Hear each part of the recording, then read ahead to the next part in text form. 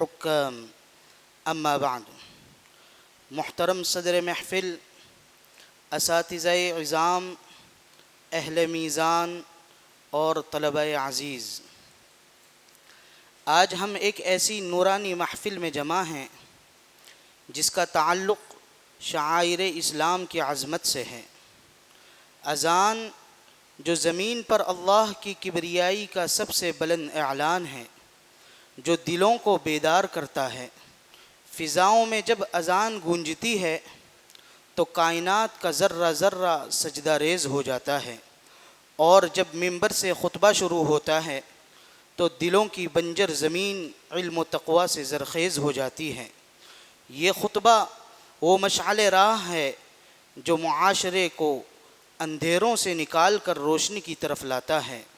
आज का ये मुसाबक़ा महज़ एक मुकाबला नहीं, बल्कि इन अज़ीमुश्शान सुन्नतों को ज़िंदा करने की एक मुखलिसाना कोशिश है। इसका मकसद तलबा को दुरुस्त अज़ान और मसनून खुतबा पढ़ना सिखाना है। नौजवान नस्ल के दिलों में इन इस्लामी शाआइर की मोहब्बत पैदा करना है। आप तलबा के तलफ़्फ़ुज़ को निखारना है और आप में मुस्तक़बिल का बेहतरीन दाई और ख़तीब बनने का एअतिमाद पैदा करना है। मैं तमाम मुसाहिमीन के लिए दुआ गो हूँ कि अल्लाह ताला इन तमाम की कोशिशों को कबूल फ़रमाए। आइए अब हम बिला किसी ताख़ीर के इस तीसरी मजलिस का आगाज़ करते हैं।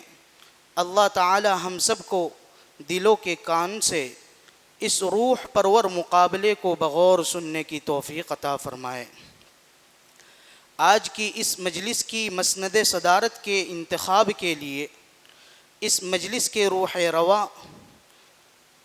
रईसुल जामिया हज़रत मौलाना हुज़ैफ़ा साहब वस्तानवी अदाम अल्लाहु फ़यूज़हुम अलैना का नामे नामी इसमें गिरामी पेश करता हूँ। इस शायर के साथ तुम्ही को है ज़ेबा सदारत नशीनी, तुम्ही को है ज़ेबा सदारत नशीनी, तुम्ही से है चमन में बू आफरीनी। हो सरखेल तुम बज़्म दानिश वरा में, मुनासिब तुम्ही को है जागुज़ीनी। हज़रत वाला की गायबाना इजाज़त के बाद अब मैं हकम मोहतरम से मुअद्दबाना इल्तिमास करता हूँ कि आप अपनी अपनी नशिस्त गाहों पर जलवा अफरोज़ हों।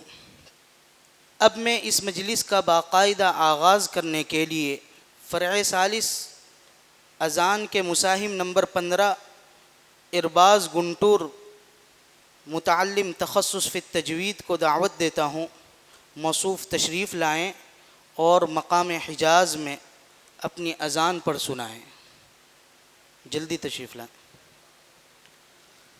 तमाम मुसाहिमीन आगे की सफ़ में बैठें, जो पीछे बैठे हुए हैं वो आगे आ जाएं। अल्लाहु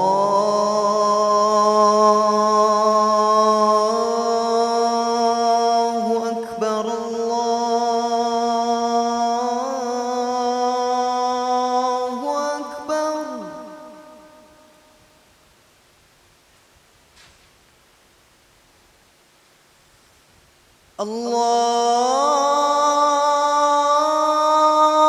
अल्लाहु अकबर, अल्लाहु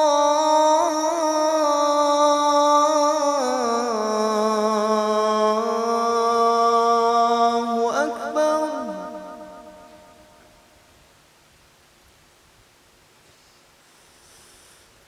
अशहदु अन ला इलाहा इल्लल्लाह।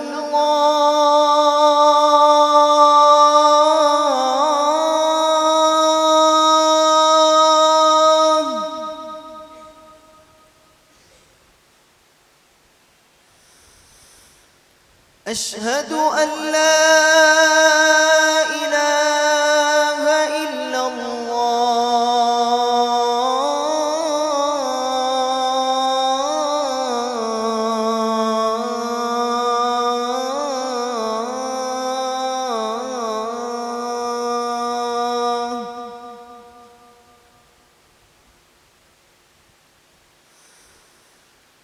अशहदु अन्न मुहम्मदन محمد رسول الله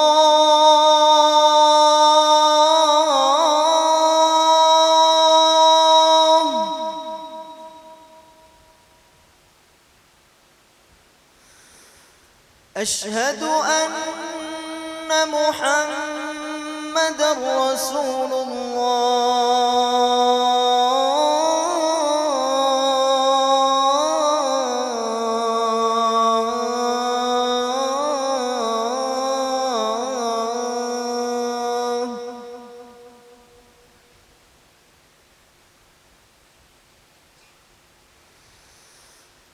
حي على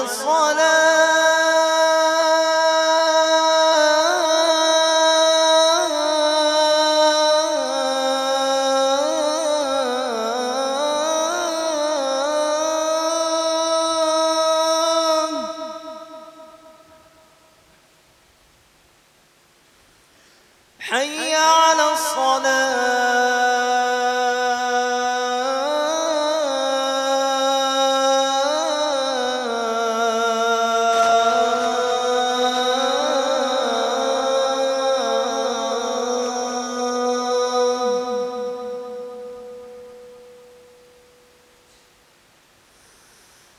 حي على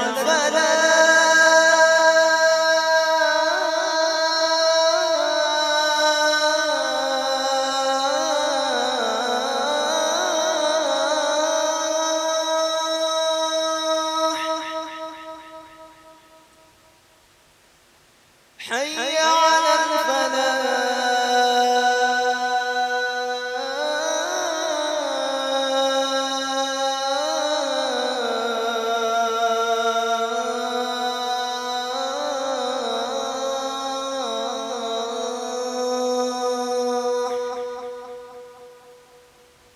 الله أكبر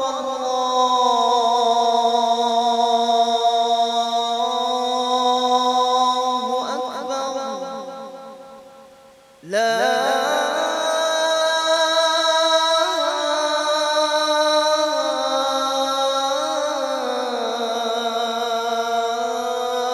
إله إلا الله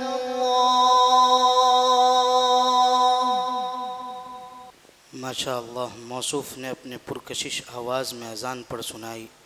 अल्लाह मौसूफ़ के इल्म व अमल में इजाफ़ा फ़रमाए। अब मैं फ़रअ राबि ख़ुतबा के मुसाहिम नंबर 12 फैज़ान पुरनिया मुतअल्लिम अरबी हफ्तुम को दावत देता हूँ। मौसूफ़ तशरीफ़ लाएँ और अल-बुख़्ल के उन्वान पर अपना ख़ुतबा पेश फ़रमाएँ। फ़रअ राबि ख़ुतबा के मुसाहिम नंबर 12 फैज़ान पुरनिया। अल्हम्दुलिल्लाह मुस्तौजिब الحمد برزقه المبسوط كاشف الضر بعد القنوط الذي خلق الخلق ووسع الرزق وأفاض على العالمين أصناف الأموال وابتلاهم فيها بتقليب الأحوال كل ذلك ليبلوهم أيهم أحسن عملا وينظر أيهم آثر الدنيا على الآخرة بدلا. أشهد أن لا إله إلا الله وحده لا شريك له وأشهد أن محمدًا عبده ورسوله الذي نسخ بملته مللا وطوى بشريعته أديانًا ونحلا وصلى الله عليه وعلى آله وأصحابه الذين سلكوا سبل ربهم ذللا وسلم تسليمًا كثيرا. أما بعد، فقد قال الله تعالى: يا أيها الذين آمنوا لا تلهكم أموالكم ولا أولادكم عن ذكر الله ومن يفعل ذلك فأولئك هم الخاسرون. وقال تعالى: الذين يبخلون ويأمرون الناس بالبخل ويكتمون ما آتاهم الله من فضله. وقال رسول الله صلى الله عليه وسلم: يقول ابن آدم مالي مالي وهل لك يا ابن آدم من مالك إلا ما أكلت فأفنيت أو لبست فأبليت أو تصدقت فأمضيت. وقال عليه الصلاة والسلام: واتقوا الشح فإن الشح أهلك من كان قبلكم. وقال عليه الصلاة والسلام: لا يدخل الجنة خب ولا بخيل ولا منان. وقال عليه الصلاة والسلام: يا ابن آدم، إنك أن تبذل الفضل خير لك وأن تمسكه شر لك، ولا تلام على كفاف، وابدأ بمن تعول.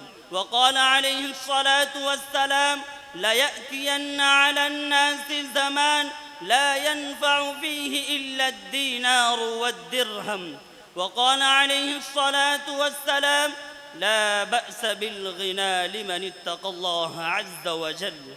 قال سفيان الثوري رحمه الله: كان المال فيما مضى يكره، فأما اليوم فهو ترس المؤمن. أعوذ بالله من الشيطان الرجيم. وأنفقوا في سبيل الله ولا تلقوا بأيديكم إلى التهلكة وأحسنوا إن الله يحب المحسنين. بارك الله لي ولكم في القرآن العظيم، ونفعني وإياكم بالآيات والذكر الحكيم. إنه تعالى جواد كريم ملك بر رؤوف رحيم، فاستغفروه إنه هو الغفور الرحيم. माशा अल्लाह। मौसूफ़ ने अल-बुख़्ल के उन्वान पर बेहतरीन खुतबा पेश फरमाया। अल्लाह मौसूफ़ को मज़ीद तरक्कियात अता फ़रमाए। अब मैं फ़र्अ सालिस अज़ान ही के मुसाहिम नंबर 17 शुआइब पूर्निया मुतअल्लिम अरबी दोम तशरीफ़ लाएँ और मकाम हिजाज़ में अपनी अज़ान पढ़ सुनाएँ।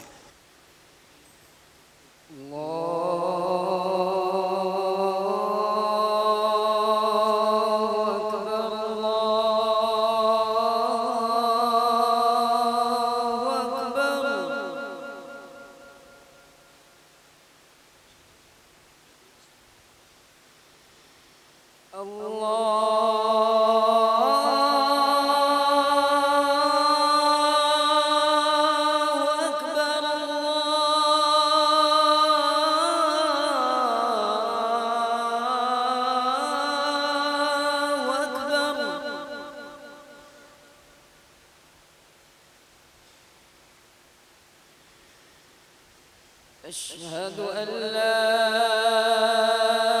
إله إلا الله.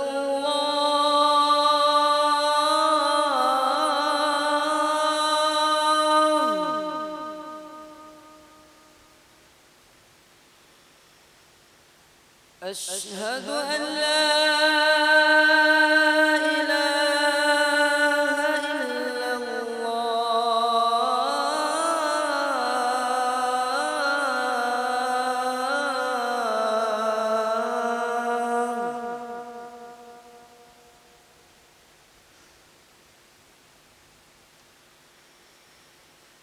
أشهد أن محمدًا رسول الله.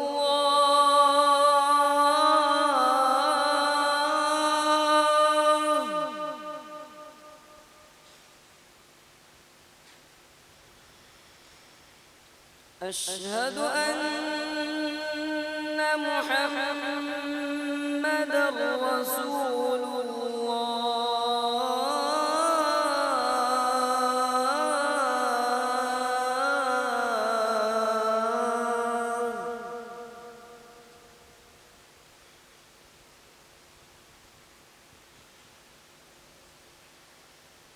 حي على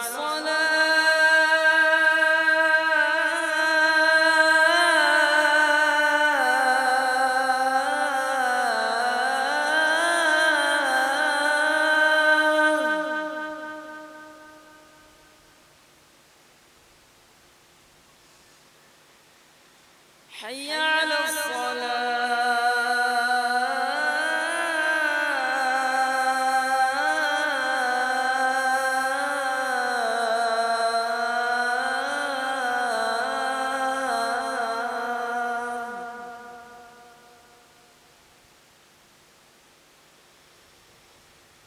حي على الفلاح.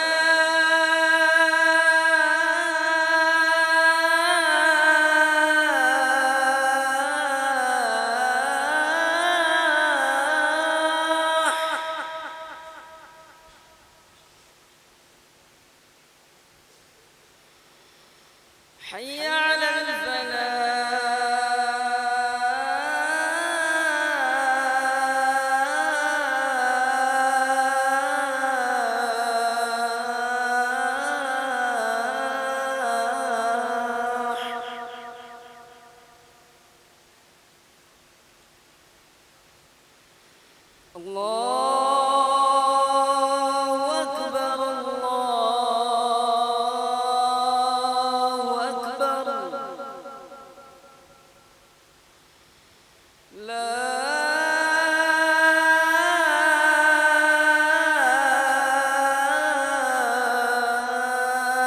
إله إلا الله माशा अल्लाह, मौसूफ़ ने बड़े ही दिलनशीन लहजे में अज़ान पढ़ सुनाया। अल्लाह मौसूफ़ की काविश को कबूल फ़रमाए।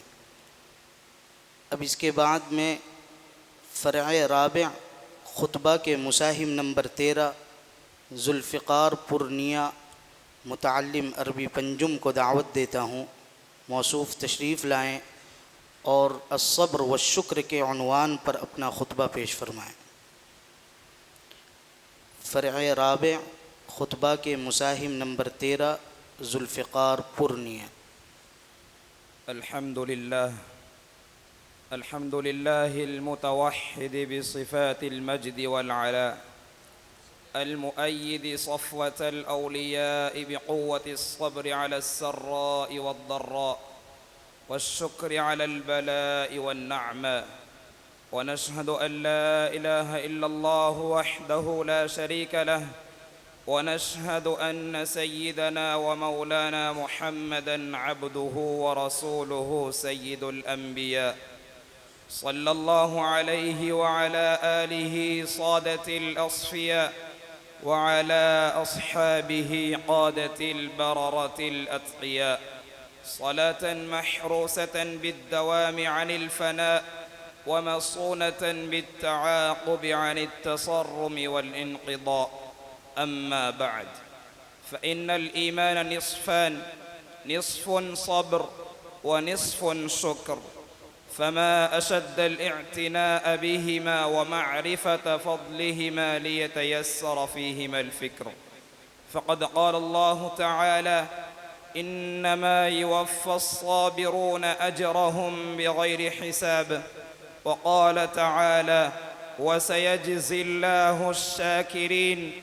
وقال تعالى: واصبروا إن الله مع الصابرين. وقال تعالى: واشكروا لي ولا تكفرون. وقال رسول الله صلى الله عليه وسلم: عجب للمؤمن إن أصابه خير حمد الله وشكر، وإن أصابته مصيبة حمد الله وصبر، فالمؤمن يؤجر في كل أمره حتى في اللقمة يرفعها إلى في امرأته. وقال عليه الصلاة والسلام: إن العبد إذا سبقت له من الله منزلة لم يبلغها بعمله ابتلاه الله في جسده أو في ماله أو في ولده، ثم صبره على ذلك حتى يبلغه المنزلة التي سبقت له من الله عز وجل. وقال عليه الصلاة والسلام: إن الله عز وجل يقول: يا عيسى إني باعث من بعدك أمة إن أصابهم ما يحبون حمدوا الله وشكروا، وإن أصابهم ما يكرهون احتسبوا وصبروا، ولا حلم ولا علم. قال: يا رب كيف يكون هذا لهم ولا حلم ولا علم؟ قال: أعطيهم من حلمي وعلمي. وقال عليه الصلاة والسلام: الطاعم الشاكر بمنزلة الصائم الصابر. أعوذ بالله من الشيطان الرجيم. ألم تر أن الفلك تجري في البحر بنعمة الله ليريكم من آياته إن في ذلك لآيات لكل صبار شكور. بارك الله لي ولكم في القرآن العظيم، ونفعني وإياكم بالآيات والذكر الحكيم.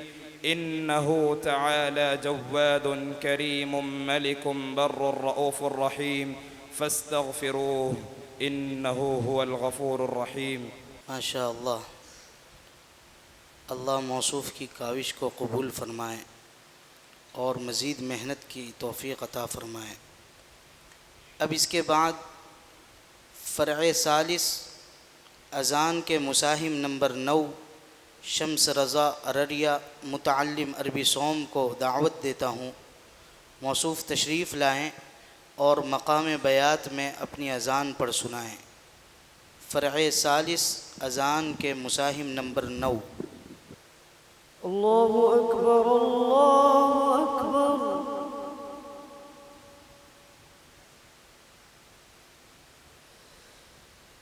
अल्लाहु अकबर,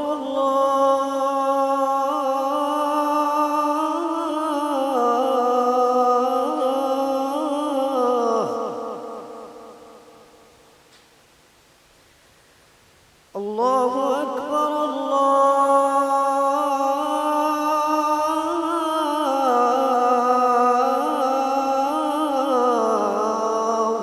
अकबर। अशहदु अन ला इलाहा इल्लल्लाह।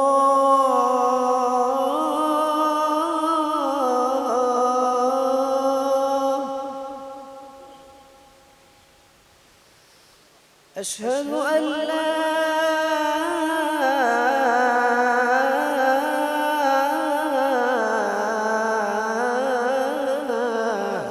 इलाहा इल्लल्लाह।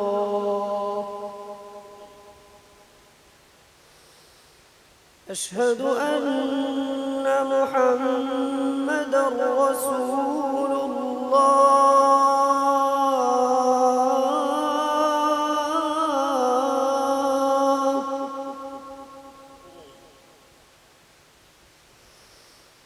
अशहदु अन्न मुहम्मदर रसूलुल्लाह।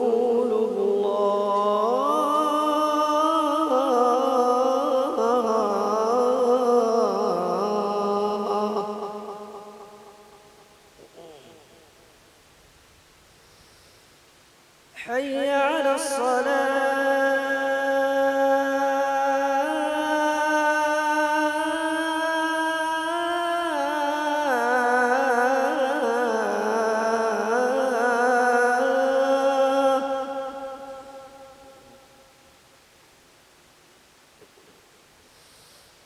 حي على الصلاة.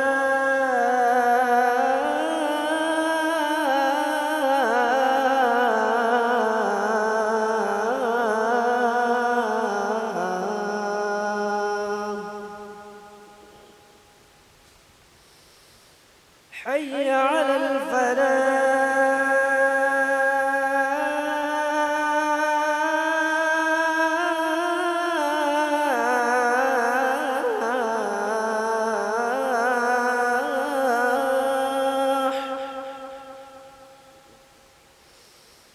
حي على الفلاح.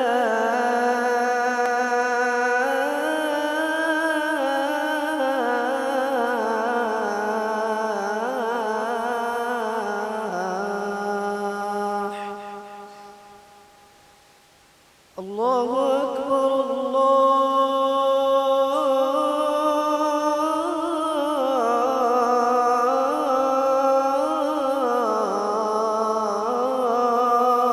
أكبر. لا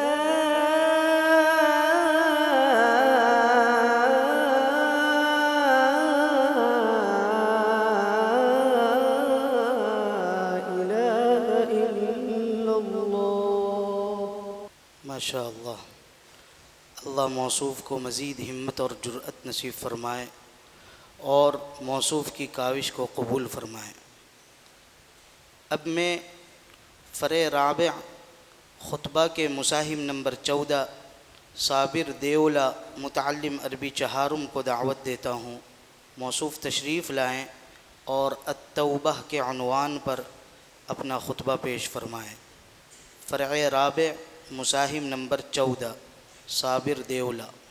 الحمد لله الذي بتحميده يستفتح كل باب وبذكره يصدر كل خطاب، ونتوب إليه توبة من يوقن أنه رب الأرباب ومسبب الأسباب، ونشهد أن لا إله إلا الله وحده لا شريك له، ونشهد أن سيدنا ومولانا محمدًا عبده ورسوله، صلى الله عليه وعلى آله وأصحابه صلاة تنقذنا من هول يوم العرض والحساب، وتمهد لنا عند الله زلفى وحسن مآب. أما بعد، فإن التوبة عن الذنوب بالرجوع إلى ستار العيوب وعلام الغيوب مبدأ طريق السالكين ورأس مال الفائزين، وأول أقدام المريدين، ومفتاح استقامة المائلين، ومطلع الاصطفاء والاجتباء للمقربين. وقد قال الله تعالى: والذين إذا فعلوا فاحشة أو ظلموا أنفسهم ذكروا الله فاستغفروا لذنوبهم ومن يغفر الذنوب إلا الله ولم يصروا على ما فعلوا وهم يعلمون أولئك جزاؤهم مغفرة من ربهم وجنات تجري من تحتها الأنهار خالدين فيها ونعم أجر العاملين. وقال رسول الله صلى الله عليه وسلم: إن العبد إذا اقترف ثم تاب تاب الله عليه. وقال عليه الصلاة والسلام: كل بني آدم خطاء وخير الخطائين التوابون. وقال عليه الصلاة والسلام: إن الله يقبل توبة العبد ما لم يغرغر. وقال عليه الصلاة والسلام: من كانت له مظلمة لأحد من عرضه أو شيء فليتحلله منه اليوم قبل أن لا يكون دينار ولا درهم. إن كان له عمل صالح أخذ منه بقدر مظلمته، وإن لم تكن له حسنات أخذ من سيئات صاحبه فحمل عليه. أعوذ بالله من الشيطان الرجيم. فمن تاب من بعد ظلمه وأصلح فإن الله يتوب عليه إن الله غفور رحيم. بارك الله لي ولكم في القرآن العظيم، ونفعني وإياكم بالآيات والذكر الحكيم. إنه تعالى جواد كريم ملك بر رؤوف رحيم، فاستغفروا إنه هو الغفور الرحيم. माशा अल्लाह, मौसूफ़ ने बेहतरीन कारकर्दगी पेश की। अल्लाह आपके इल्म व अमल में इजाफ़ा फ़रमाए। मोहतरम सामिईन, आज हमारे लिए बेहद खुशी व मसरत का मकाम है कि आज हमारे दरमियान जामिया इस्लामिया तालीमुद्दीन डाभेल के 3 मुअक्कर और मकबूल असातिज़े इज़ाम हमारे दरमियान तशरीफ़ फ़रमा हैं।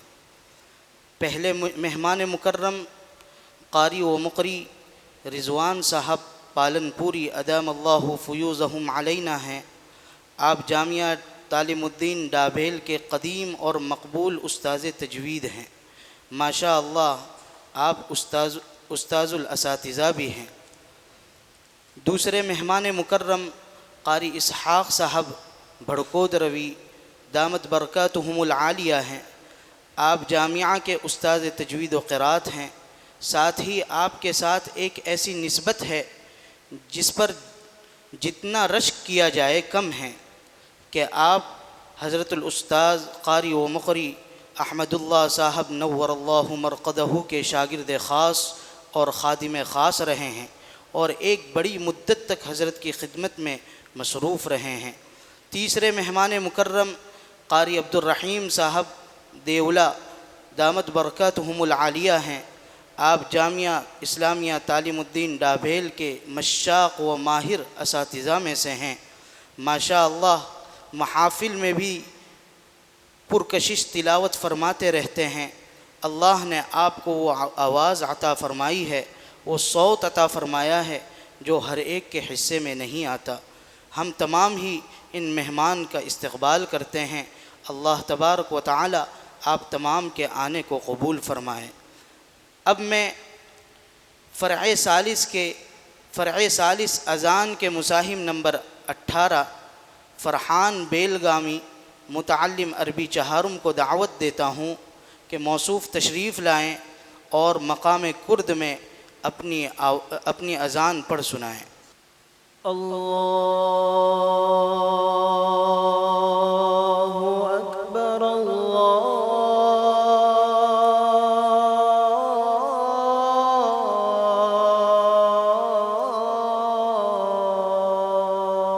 अकबर।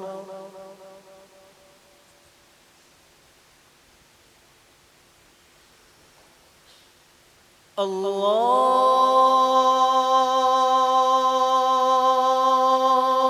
अकबर अल्लाहु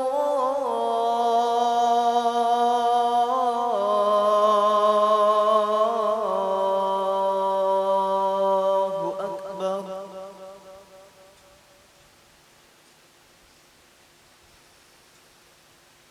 अशहदु अन ला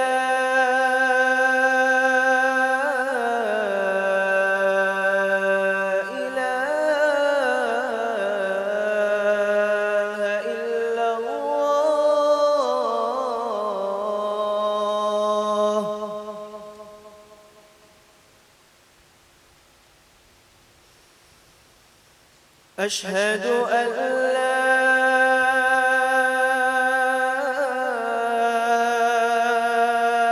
إله إلا الله.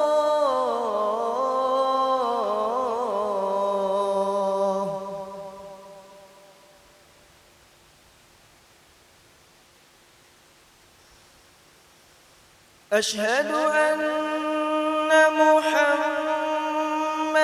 رسول الله.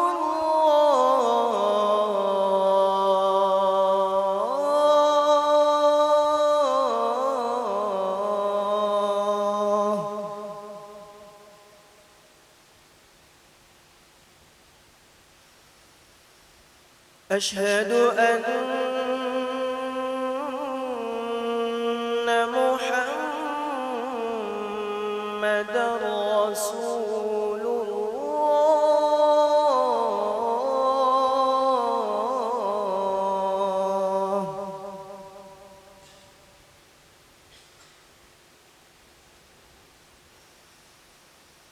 حي على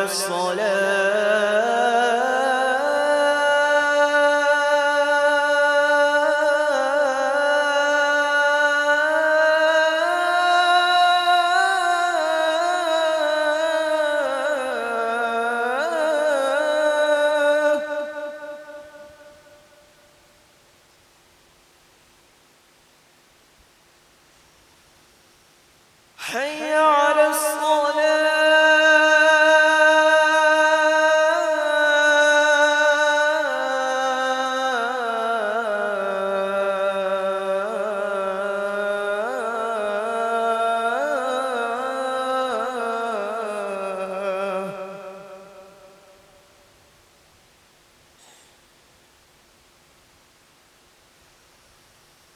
حي على الفلاح.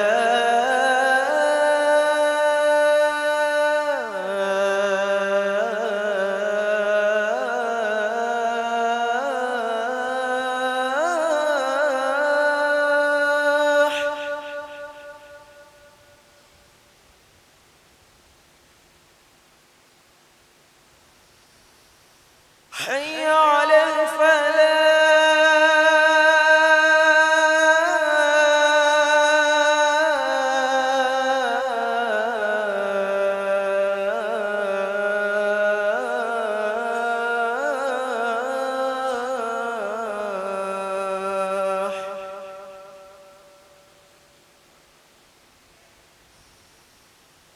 الله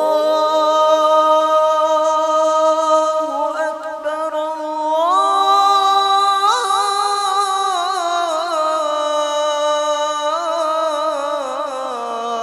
الله أكبر.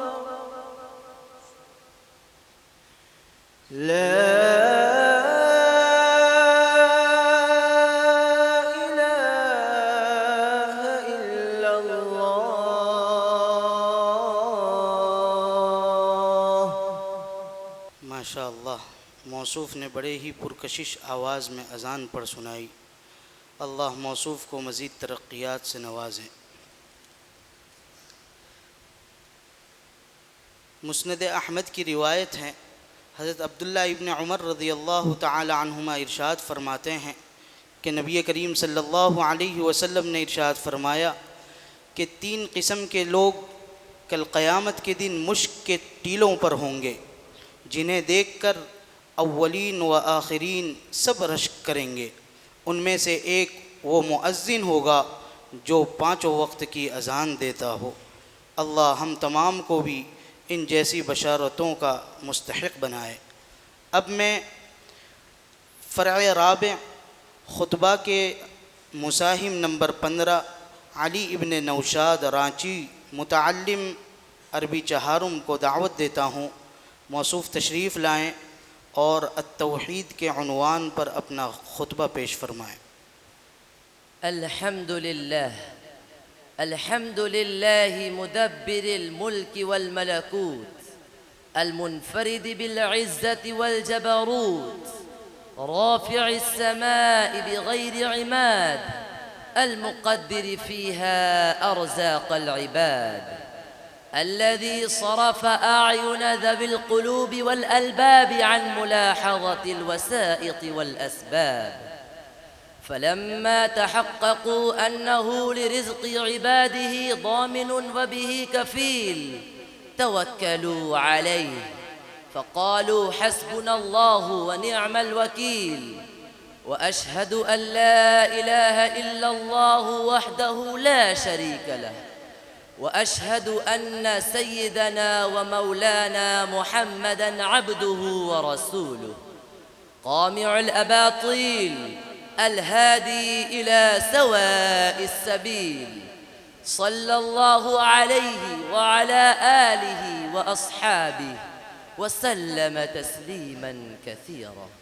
أما بعد، فإن التوكل على اختلاف مراتبه منزل من منازل الدين، وكذلك أصله من التوحيد واليقين. فقد قال الله تعالى: إن الذين تعبدون من دون الله لا يملكون لكم رزقا فابتغوا عند الله الرزق واعبدوه واشكروا له إليه ترجعون. وقال تعالى: وعلى الله فتوكلوا إن كنتم مؤمنين. وقال رسول الله صلى الله عليه وسلم: إذا سألت فاسأل الله، وإذا استعنت فاستعن بالله. واعلم أن الأمة لو اجتمعت على أن ينفعوك بشيء لم ينفعوك إلا بشيء قد كتبه الله لك، ولو اجتمعوا على أن يضروك بشيء لم يضروك إلا بشيء قد كتبه الله عليك. رفعت الأقلام وجفت الصحف. وقال عليه الصلاة والسلام: المؤمن القوي خير وأحب إلى الله من المؤمن الضعيف. وفي كل خير احرص على ما ينفعك واستعن بالله ولا تعجز. وإن أصابك شيء فلا تقل لو أني فعلت كان كذا وكذا، ولكن قل قدر الله وما شاء فعل، فإن لو تفتح عمل الشيطان. أعوذ بالله من الشيطان الرجيم. يا أيها الناس اذكروا نعمة الله عليكم هل من خالق غير الله يرزقكم من السماء والأرض لا إله إلا هو فأنى تؤفكون. بارك الله لي ولكم في القرآن العظيم، ونفعني وإياكم بالآيات والذكر الحكيم. إنه تعالى جواد كريم ملك بر رؤوف رحيم، فاستغفروه إنه هو الغفور الرحيم. माशा अल्लाह मौसूफ़ ने बड़े ही अछूते अंदाज़ में अपना खुतबा पेश किया। अल्लाह मौसूफ़ को मज़ीद मेहनत करने की तौफ़ीक़ अता फ़रमाए। अब मैं फ़रअ सालिस अज़ान के मुसाहिब नंबर 19 नासिरुद्दीन बदनापुर मुतअल्लिम अरबी शशुम को दावत देता हूँ। मौसूफ़ तशरीफ़ लाएँ और मक़ाम हिजाज़ में अपनी अज़ान पढ़ सुनाएँ। फ़रअ सालिस मुसाहिब नंबर 19। फ़रहान बेलगामी के लिए कुछ इनाम मौसूल हुआ है। मौसूफ़ तशरीफ़ लाएँ और नाज़िम तालीमात मौलाना अब्दुर्रहमान साहब के हाथों अपना इनाम वसूल करें।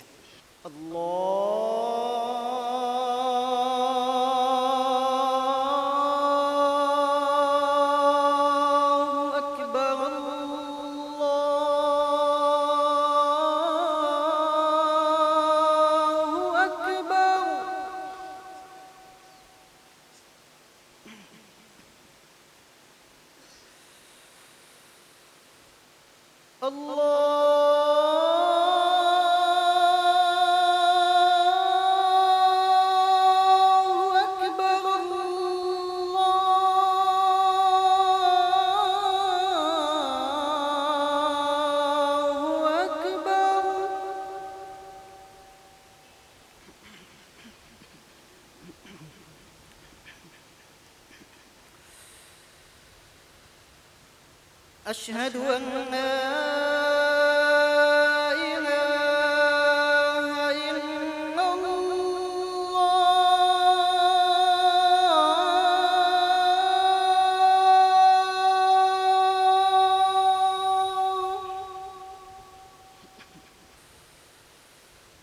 أشهد أن لا إله إلا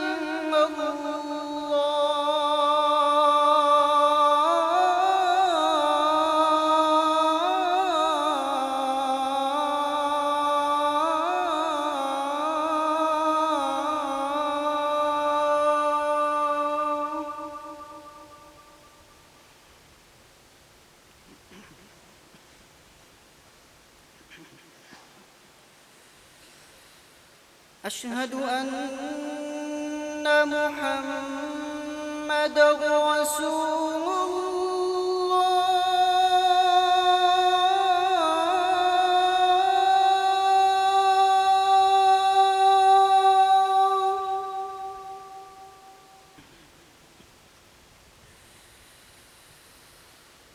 أشهد أن محمدًا رسول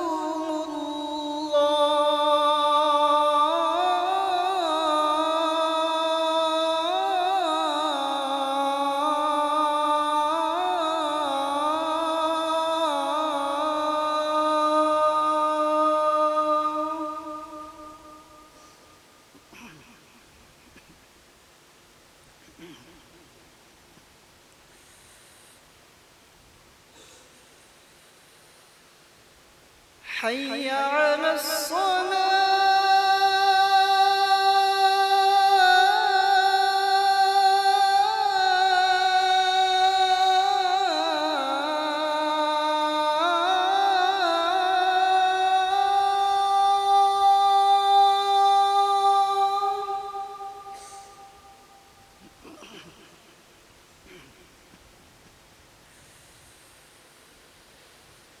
حي على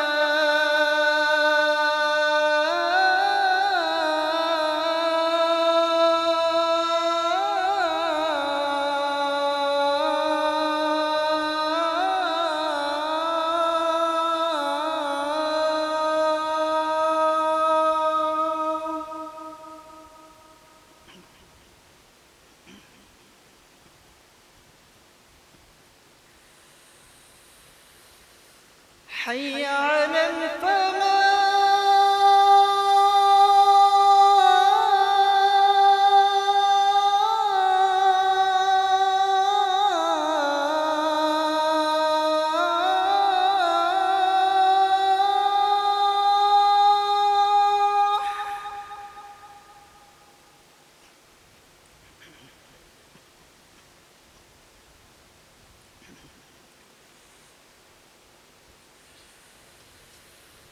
حي على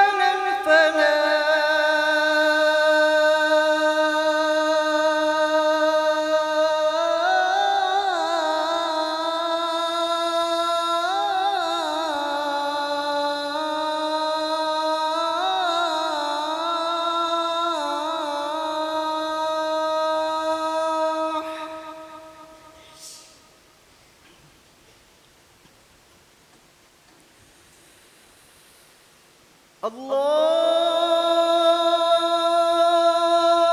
أكبر الله أكبر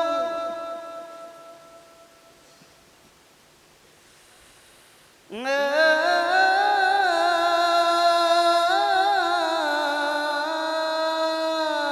إله إلا الله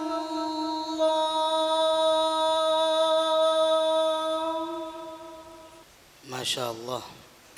अल्लाह मौसूफ़ को लहन दाऊदी से वाफिर मिक़दार अता फ़रमाए।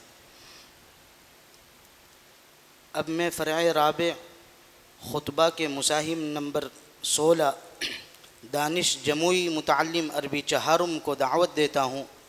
मौसूफ़ तशरीफ़ लाएँ और अल उन्स वल मुहब्बह वश्शौक़ वर्रिदा के उन्वान पर अपना ख़ुतबा पेश फ़रमाएँ।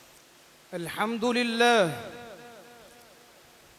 لله الذي نزه قلوب أوليائه عن الالتفات إلى زخرف الدنيا ونضرته، وصفى أسرارهم من ملاحظة غير حضرته، ثم كشف لهم عن سبحات وجهه حتى احترقت بنار محبته، ثم احتجب عنها بكنه جلاله حتى تاهت في بيداء كبريائه وعظمته، فبقيت غرقا في بحر معرفته ومحترقة بنار محبته.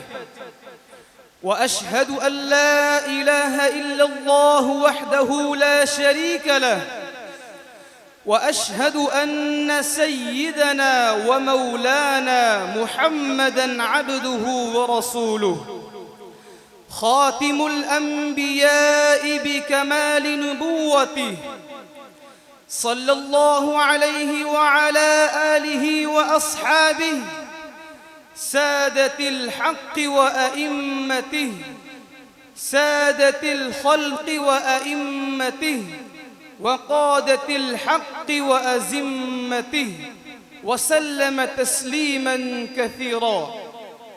أما بعد، فقد قال الله تعالى يحبهم ويحبونه، وقال تعالى في الملائكة يسبحون الليل والنهار لا يفترون، وهذا لا يكون في العادة إلا بالشوق.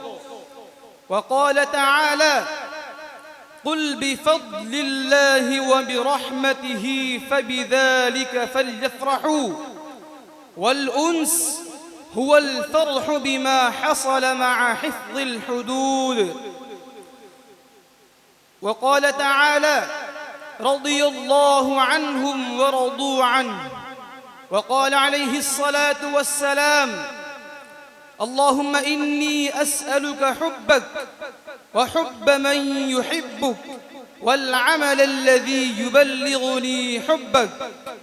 وقال عليه الصلاة والسلام وأسألك الرضا بعد القضاء، وأسألك برد العيش بعد الموت، وأسألك لذة النظر إلى وجهك والشوق إلى لقائك. وقال عليه الصلاة والسلام لا يقعد قوم يذكرون الله عز وجل إلا حفتهم الملائكة وغشيتهم الرحمة ونزلت عليهم السكينة وذكرهم الله في من عنده. والسكينة أي الارتياح هو الأنس. أعوذ بالله من الشيطان الرجيم. ومن الناس من يتخذ من دون الله أندادا يحبونهم كحب الله والذين آمنوا أشد حبا لله ولو يرى الذين ظلموا إذ يرون العذاب أن القوة لله جميعا وأن الله شديد العذاب. بارك الله لي ولكم في القرآن العظيم ونفعني وإياكم بالآيات والذكر الحكيم. إنه تعالى جواد كريم ملك بر رؤوف رحيم فاستغفروه إنه هو الغفور الرحيم. माशा अल्लाह, मौसूफ़ ने बड़े ही बेहतरीन अंदाज़ में ख़ुतबा पेश किया। अल्लाह मौसूफ़ को शआइर इस्लाम का सच्चा मुहाफ़िज़ बनाए। मुहतरम सामिईन, आज का ये मुसाबक़ा महज़ एक मुकाबला नहीं बल्कि उन अज़ीमुश्शान सुन्नतों को ज़िंदा करने की एक मुखलिसाना कोशिश है। इसका मकसद तलबा को दुरुस्त अज़ान और मसनून खुतबा पढ़ना सिखाना है। नौजवान नस्ल के दिलों में इन इस्लामी शाआइर की मोहब्बत पैदा करना है। आप तलबा के तलफ़्फ़ुज़ को निखारना है और आप में मुस्तक़बिल का बेहतरीन दाई और ख़तीब बनने का एअतिमाद पैदा करना है। मैं तमाम ही मुसाहिमीन के लिए दुआ करता हूँ, अल्लाह तबारक व तआला इन तमाम की कोशिशों को कबूल फ़रमाए। आइए अब मैं फ़रए सालिस अज़ान के मुसाहिम नंबर 12 समीउल्लाह बंगाल मुतअल्लिम अरबी चहारुम को दावत देता हूँ। मौसूफ़ तशरीफ़ लाएँ और मकाम रस्त में अपनी अज़ान पढ़ सुनाएँ। अल्लाहु अकबर, अल्लाहु अकबर,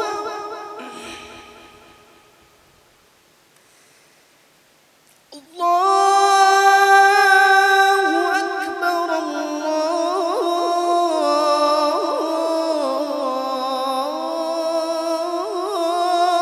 अकबर।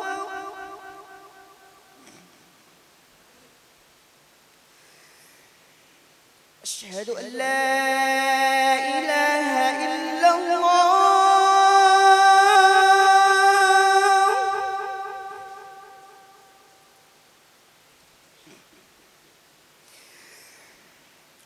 أشهد أن لا إله إلا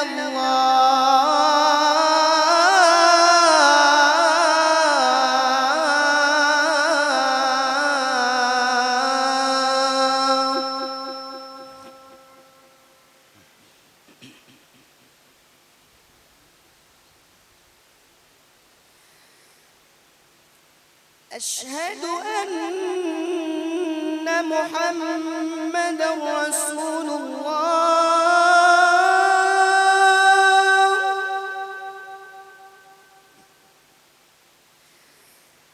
أشهد أن محمد رسول الله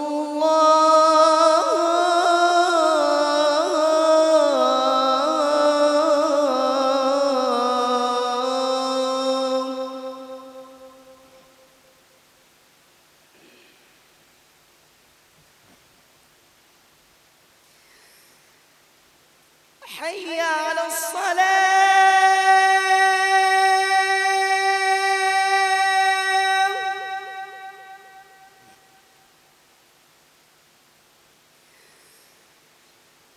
حي على الصلاة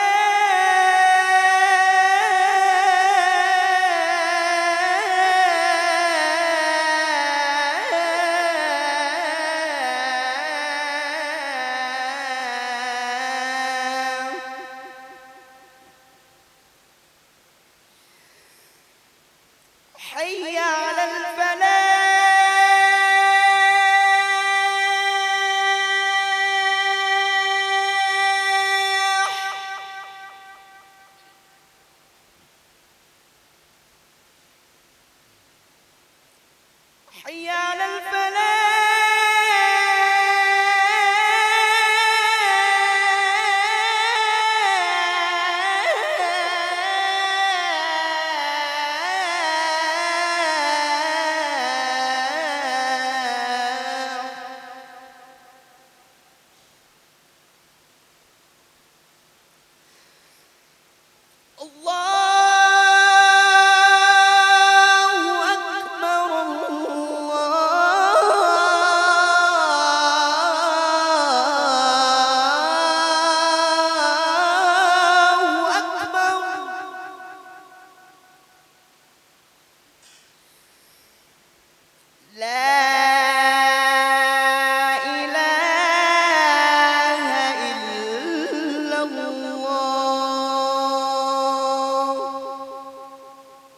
अल्लाह तबारक व तआला मौसूफ़ को मज़ीद मेहनत करने की तौफ़ीक़ अता फ़रमाए और मौसूफ़ की आवाज़ में मज़ीद कशिश पैदा फ़रमाए।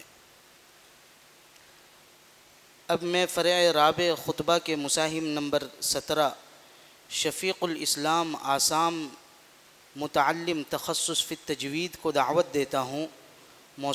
मौसूफ़ तशरीफ़ लाएँ और ज़म्मुल बुख़्ल व हुब्बुल माल के उन्वान पर अपना ख़ुतबा पेश फ़रमाएँ।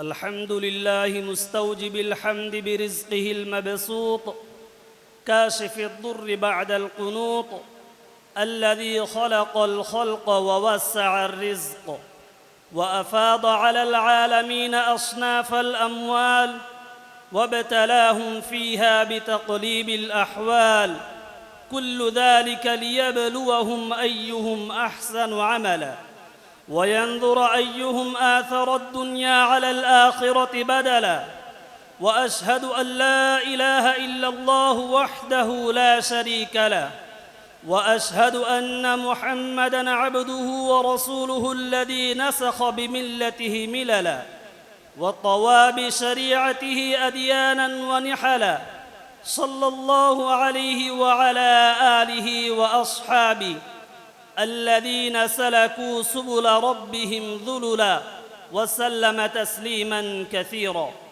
أما بعد فقد قال الله تعالى يا أيها الذين آمنوا لا تلهكم أموالكم ولا أولادكم عن ذكر الله وقال تعالى ومن يفعل ذلك فأولئك هم الخاسرون وقال تعالى الذين يبخلون ويأمرون الناس بالبخل ويكتمون ما آتاهم الله من فضله وقال رسول الله صلى الله عليه وسلم يقول ابن آدم مالي مالي وهل لك يا ابن آدم من مالك إلا ما أكلت فأفنيت أو لبست فأبليت أو تصدقت فأمضيت وقال عليه الصلاة والسلام واتقوا الشح فإن الشح أهلك من كان قبلكم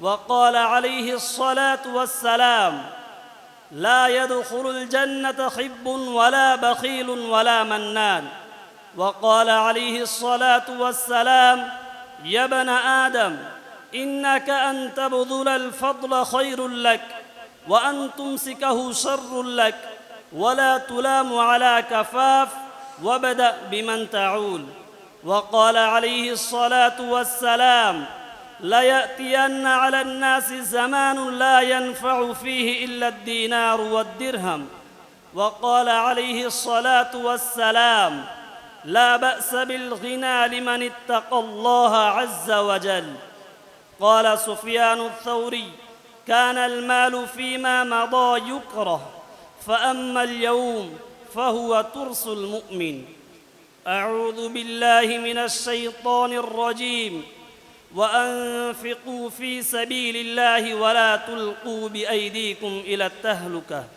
وأحسنوا إن الله يحب المحسنين بارك الله لي ولكم في القرآن العظيم ونفعني وإياكم بالآيات والذكر الحكيم إنه تعالى جواد كريم ملك بر رؤوف رحيم فاستغفروه إنه هو الغفور الرحيم। माशा अल्लाह, मौसूफ़ ने बड़े ही उम्दा अंदाज़ में ख़ुतबा पेश फरमाया। अल्लाह मौसूफ़ की काविश को कबूल फ़रमाए। मुहतरम सामिईन, अल-मुअजमुल कबीर लित्तबरानी की एक रिवायत है, हज़रत अब्दुल्लाह इब्न उमर रज़ियल्लाहु तआला अन्हुमा से मरवी है।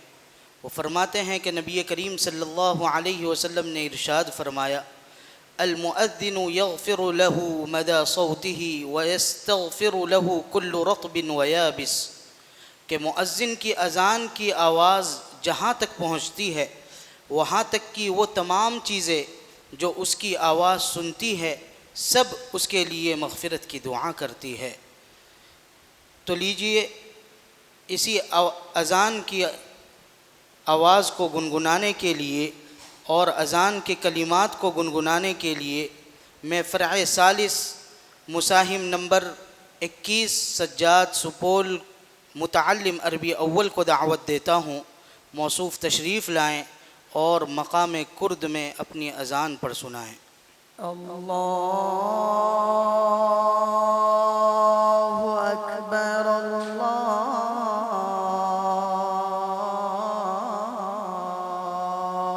अकबर, अल्लाहु अकबर, अल्लाहु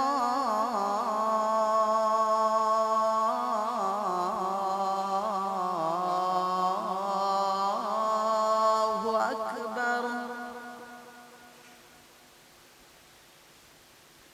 अशहदु अल्ला इलाहा इल्लल्लाह,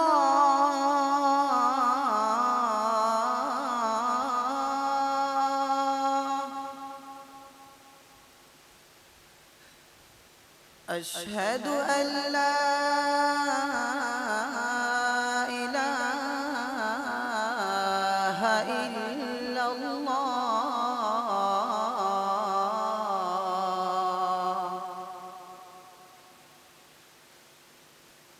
अशहदु अन्ना मुहम्मदर रसूलुल्लाह,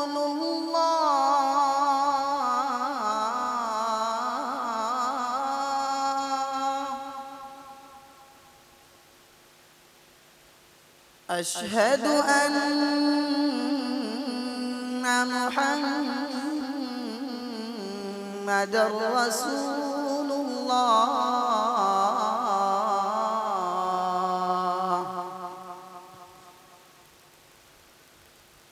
हय्या अला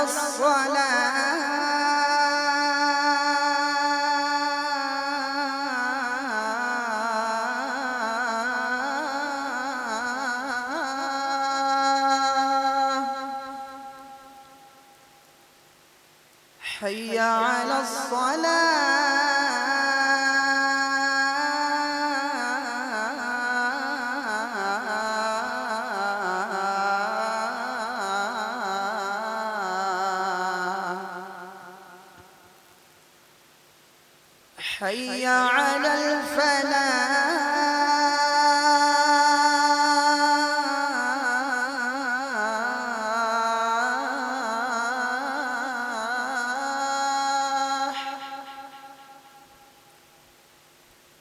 हय्या अलल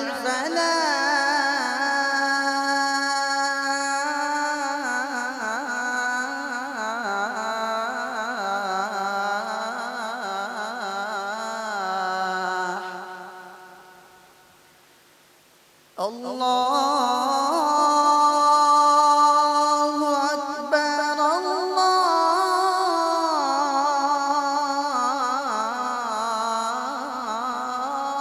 अल्लाहु अकबर, ला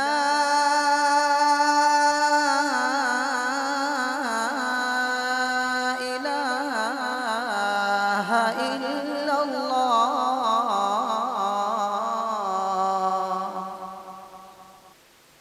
दिल तड़प उठता है, ईमा की लहर आती है, दिल तड़प उठता है, ईमान की लहर आती है, जब फ़िज़ाओं में तौहीद की सदा आती है। माशा अल्लाह, मौसूफ़ का बहुत ही प्यारा दिल नशी लहजा था। अल्लाह मौसूफ़ की इस काविश को अपनी बारगाह में शर्फ़ क़बूलियत अता फ़रमाएँ। अब मैं फ़रे राबे ख़ुतबा के मुसाहिम नंबर 19 मोहम्मद मालेगाँवी मुतअल्लिम अरबी शशुम को दावत देता हूँ कि मौसूफ़ तशरीफ़ लाएँ और अल हसद के उन्वान पर अपना ख़ुतबा पेश फ़रमाएँ। अल्हम्दुलिल्लाहिल्लज़ी ला यत्तकिलु अला अफ़्विही व रहमतिही इल्ला अर्राजून वला यहज़रु सूअ ग़ज़बिही व सत्वतिही इल्ला अल-ख़ाइफ़ून अल्लज़ी सल्लत अला इबादिही अश-शहवात व अमरहुम बितर्कि मा यश्तहून वब्तलाहुम बिल-ग़ज़बि व कल्लफ़हुम कज़्मल ग़यज़ि फ़ीमा यग़ज़बून وأشهد أن لا إله إلا الله وحده لا شريك له وأشهد أن محمدًا عبده ورسوله الذي تحت لوائه النبيون صلى الله عليه وعلى آله وأصحابه صلاة يوازي عددها عدد ما كان وما سيكون ويحظى ببركتها الأولون والآخرون وسلم تسليما كثيرا. أما بعد، فإن الغضب بغير حق وما ينتج منه من الحقد والحسد مما يهلك به من هلك ويفسد به من فسد، كما قال الله تعالى في ذمه: إذ جعل الذين كفروا في قلوبهم الحمية حمية الجاهلية. وقال تعالى: ولا يجرمنكم شنآن قوم على ألا تعدلوا. وقال تعالى: ومن شر حاسد إذا حسد. وقال رسول الله صلى الله عليه وسلم لرجل قال له صلى الله عليه وسلم: أوصني. قال: لا تغضب. فردد مرارا قال: لا تغضب. وقال عليه الصلاة والسلام: إذا غضب أحدكم وهو قائم فليجلس، فإن ذهب عنه الغضب وإلا فليضطجع.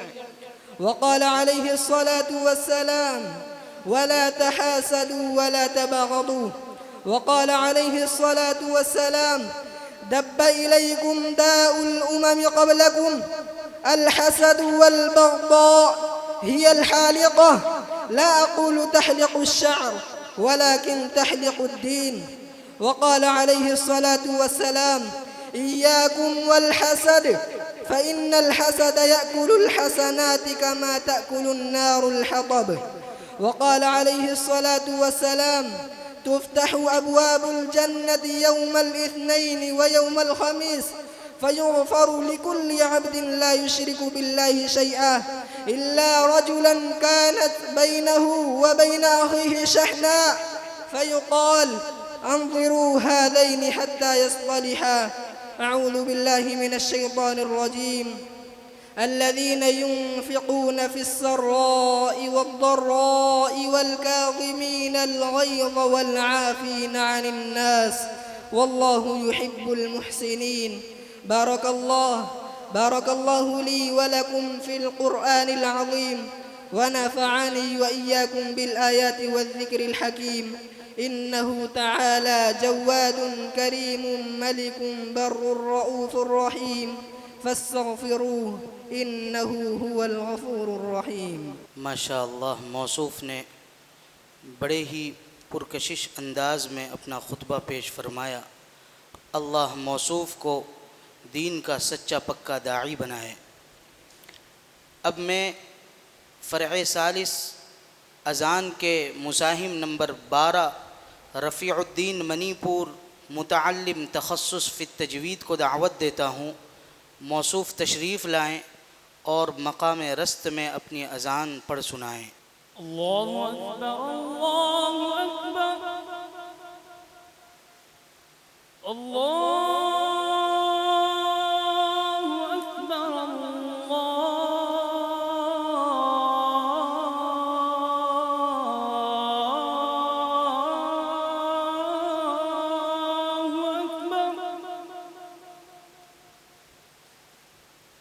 أشهد أن لا إله إلا الله.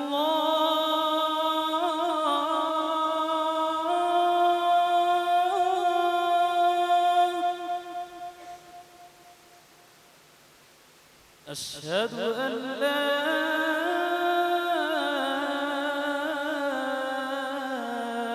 إله إلا الله.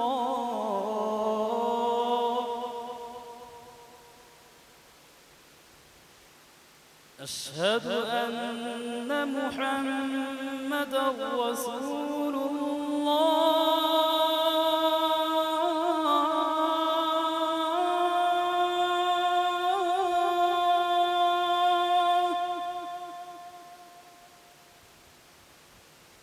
أشهد أن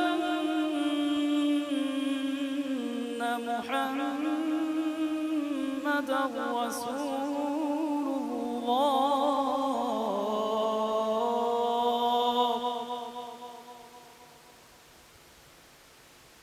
حي على الصلاة.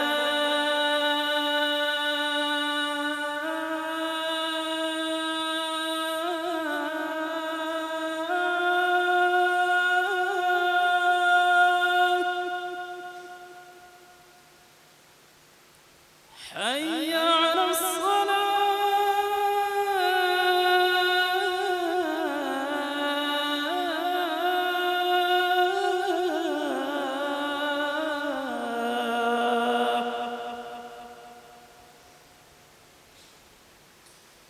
حي على الفلاح.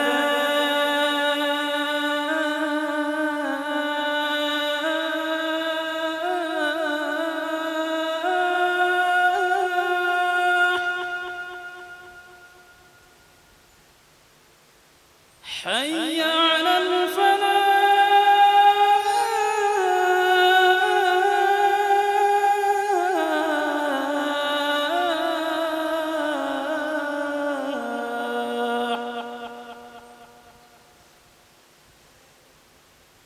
الله أكبر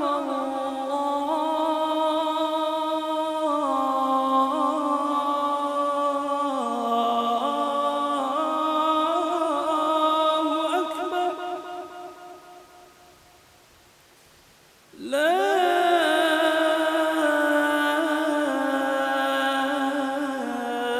إله إلا الله. माशा अल्लाह। मौसूफ़ ने बड़े ही पुरकशिश आवाज़ में अपनी कारकर्दगी पेश फरमाई। अल्लाह मौसूफ़ की इस काविश को कबूल फ़रमाए। अब मैं फ़रए राबिअ ख़ुतबा के मुसाहिम नंबर 20 शिहाबुद्दीन कलकत्तवी मुतअल्लिम अरबी पंजुम को दावत देता हूँ। मौसूफ़ तशरीफ़ लाएँ और अत-तौबह के उन्वान पर अपना ख़ुतबा पेश फरमाएँ। अल्हम्दुलिल्लाह अल्हम्दुलिल्लाह الذي بتحميده يستفتح كل باب وبذكره يصدر كل خطاب ونتوب إليه توبة من يوقن أنه رب الأرباب ومسبب الأسباب ونشهد أن لا إله إلا الله وحده لا شريك له ونشهد أن سيدنا ومولانا محمدًا عبده ورسوله صلى الله عليه وعلى آله وأصحابه صلاة تنقذنا من هول يوم العرض والحساب وتمهد لنا عند الله زلفى وحسن مآب. أما بعد، فإن التوبة عن الذنوب بالرجوع إلى ستار العيوب وعلام الغيوب مبدأ طريق السالكين ورأس مال الفائزين وأول أقدام المريدين ومفتاح استقامة المائلين ومطلع الاصطفاء والاجتباء للمقربين. وقد قال الله تعالى: والذين إذا فعلوا فاحشة أو ظلموا أنفسهم ذكروا الله فاستغفروا لذنوبهم ومن يغفر الذنوب إلا الله ولم يصروا على ما فعلوا وهم يعلمون أولئك جزاؤهم مغفرة من ربهم وجنات تجري من تحتها الأنهار خالدين فيها ونعم أجر العاملين. وقال رسول الله صلى الله عليه وسلم: إن العبد إذا اقترف ثم تاب الله. وقال عليه الصلاة والسلام: كل بني آدم خطاء وخير الخطائين التوابون. وقال عليه الصلاة والسلام: إن الله يقبل توبة العبد ما لم يغرغر. وقال عليه الصلاة والسلام: من كانت له مظلمة لأحد من عرضه أو شيء فليتحلله منه اليوم قبل أن لا يكون دينار ولا درهم. إن كان له عمل صالح أخذ منه بقدر مظلمته، وإن لم تكن له حسنات أخذ من سيئات صاحبه فحمل عليه. أعوذ بالله من الشيطان الرجيم. فمن تاب من بعد ظلمه وأصلح فإن الله يتوب عليه إن الله غفور رحيم. بارك الله لي ولكم في القرآن العظيم ونفعني وإياكم بالآيات والذكر الحكيم. إنه تعالى جواد كريم ملك بر رؤوف رحيم فاستغفروه إنه هو الغفور الرحيم. माशा अल्लाह, मौसूफ़ का अंदाज़ ख़ुतबा बहुत ही लाजवाब था। अल्लाह मौसूफ़ को मज़ीद तरक्यात से नवाज़े। अब मैं फ़रे सालिस अज़ान के मुसाहिम नंबर 4 साहिल मणिपुरी मुतअल्लिम अरबी दोम को दावत देता हूँ। मौसूफ़ तशरीफ़ लाएँ और मकाम बयात में अपनी अज़ान पढ़ सुनाएँ। अल्लाहु अकबर अल्लाहु अकबर अल्लाहु अकबर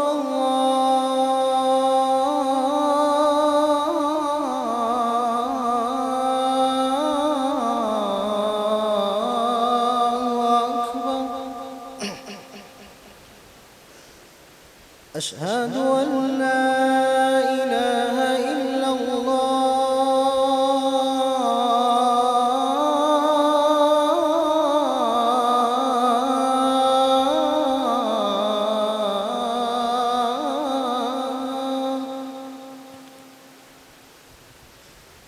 أشهد أن لا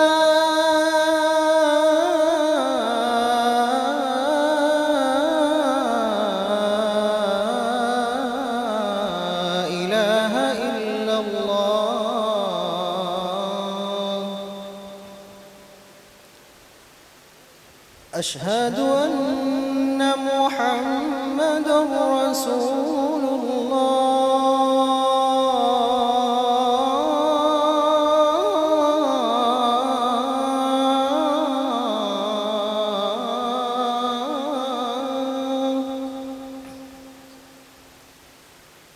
أشهد أن محمدًا رسول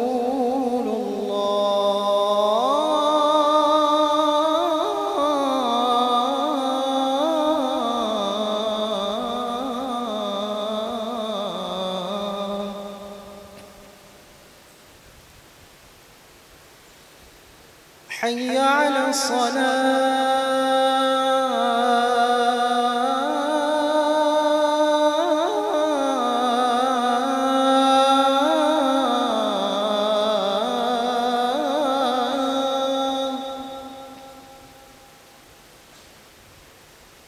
حي على الصلاة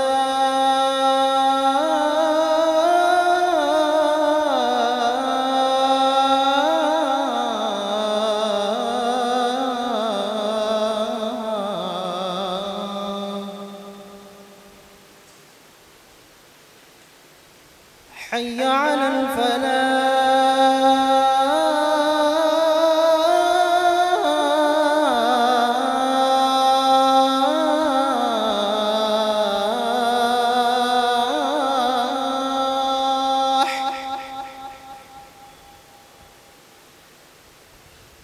حي على الفلاح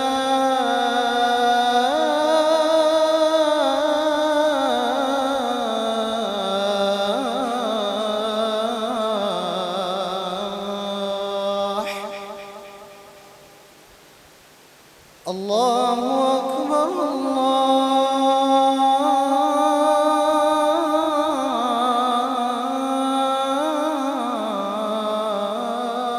أكبر لا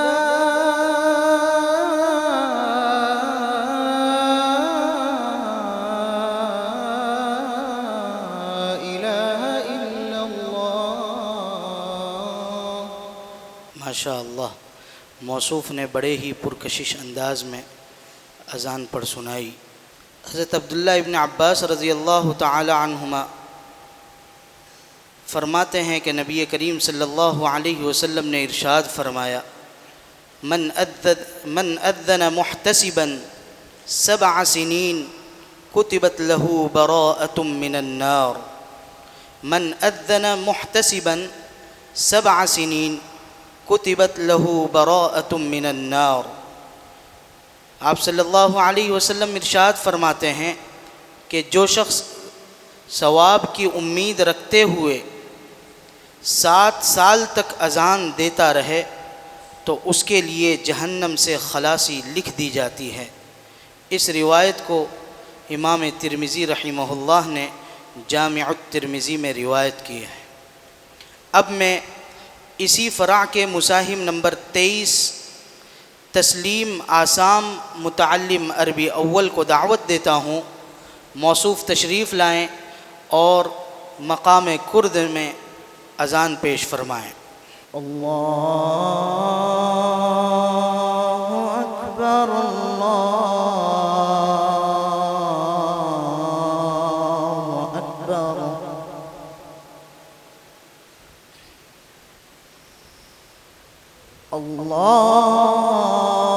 अल्लाहु अकबर अल्लाहु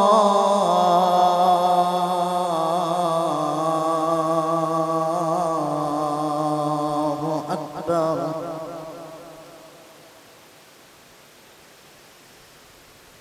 أشهد أن لا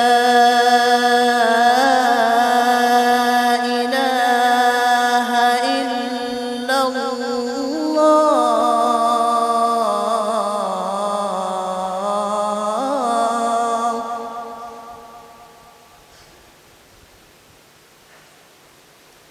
أشهد أن لا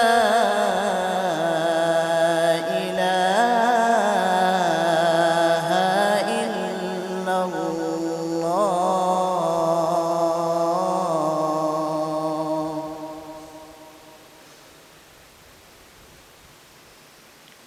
أشهد أن محمدًا رسول الله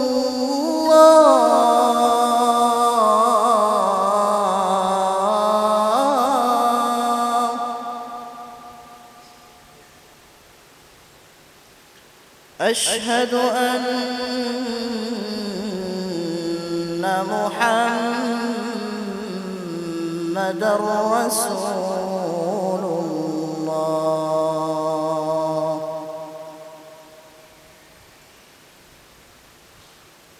حي على الصلاة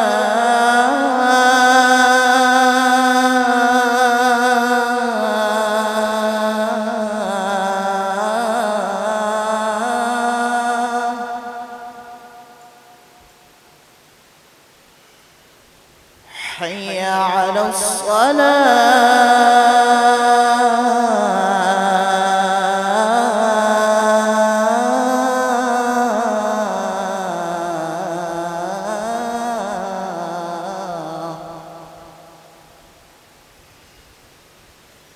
حي على الفلاح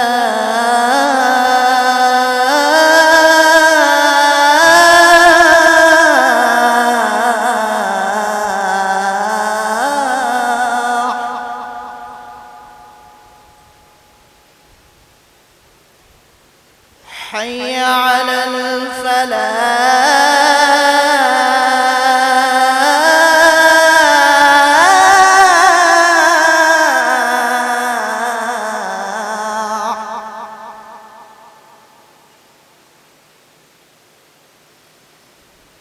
الله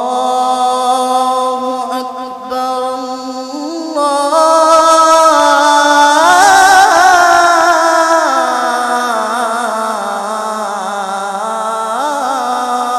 أكبر.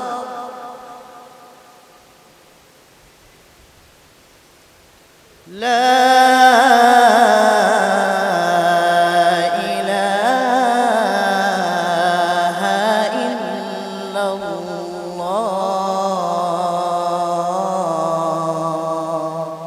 माशाअल्लाह, मौसूफ़ का लहजा बड़ा ही पुरकशिश था।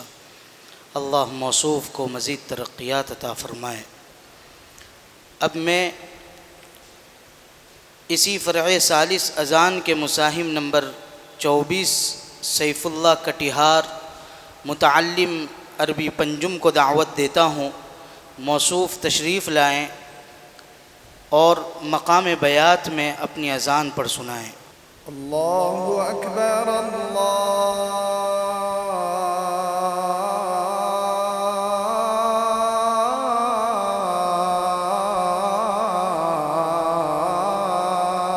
अकबर।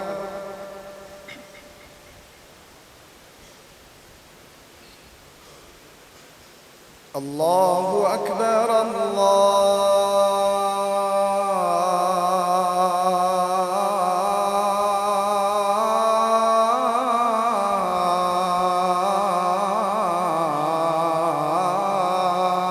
अकबर।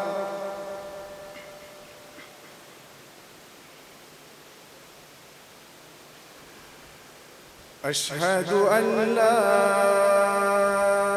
इलाहा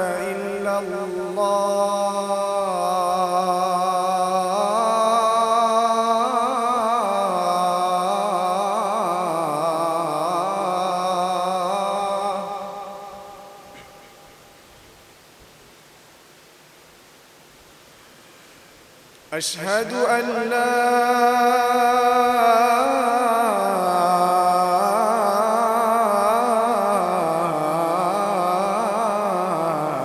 इलाहा इल्लल्लाह।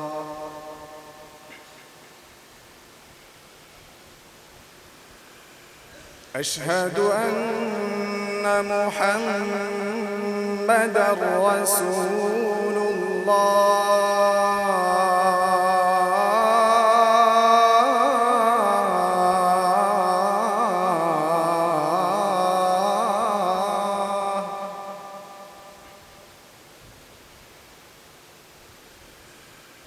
अशहदु अन्न मुहम्मदर रसूलुल्लाह।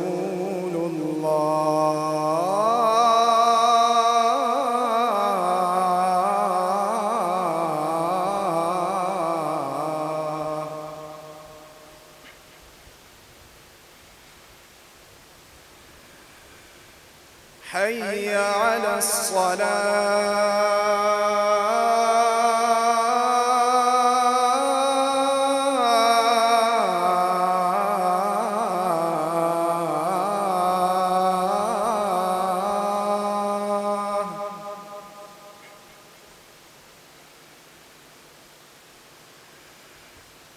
حي على الصلاة.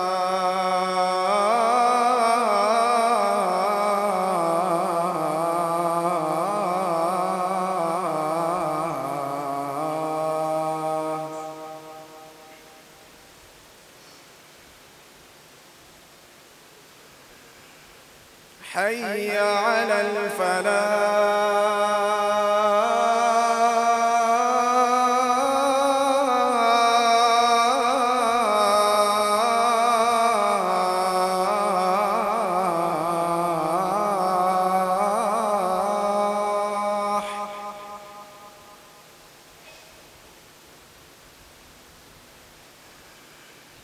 حي على الفلاح.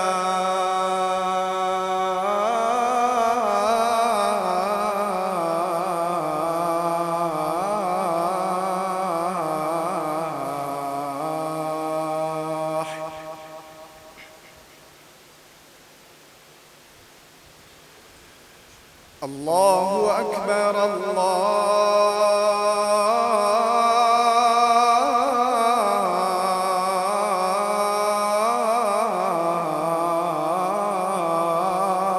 أكبر لا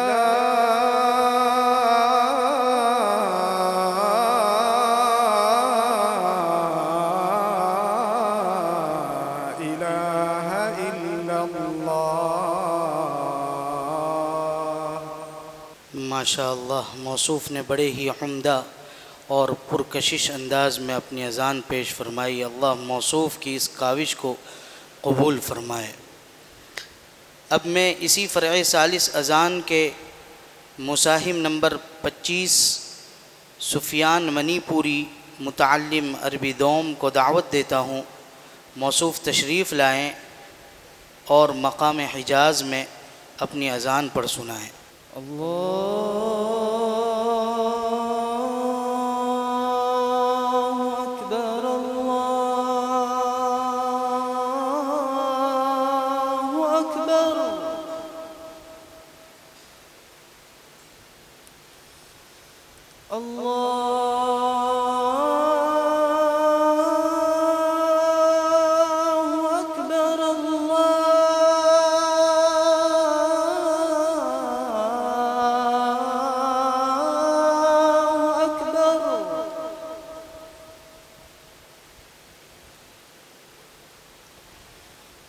أشهد أن لا إله إلا الله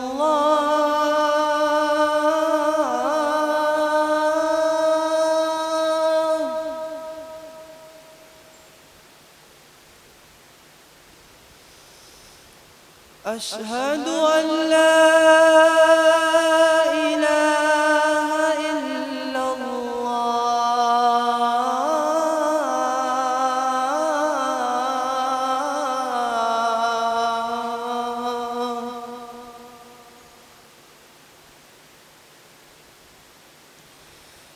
أشهد أن محمدًا رسول الله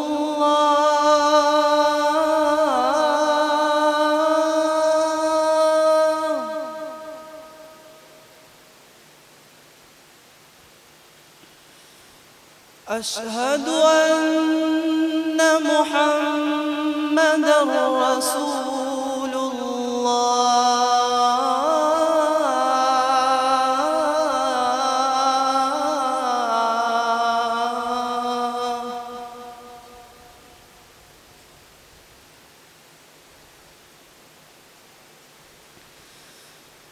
حي على الصلاة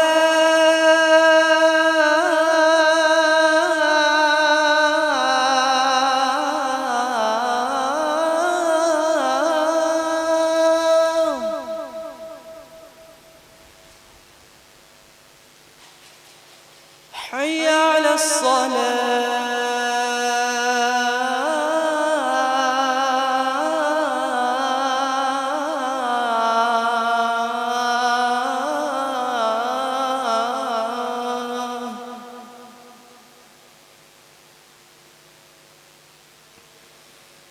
حي على الفلاح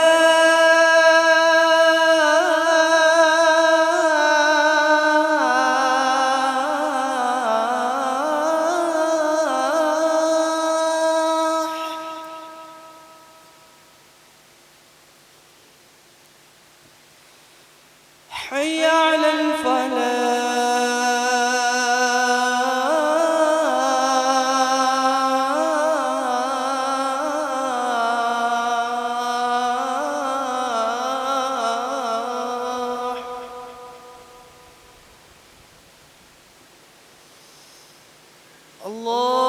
الله أكبر الله أكبر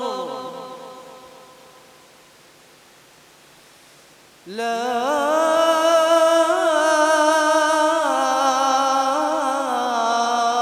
إله إلا الله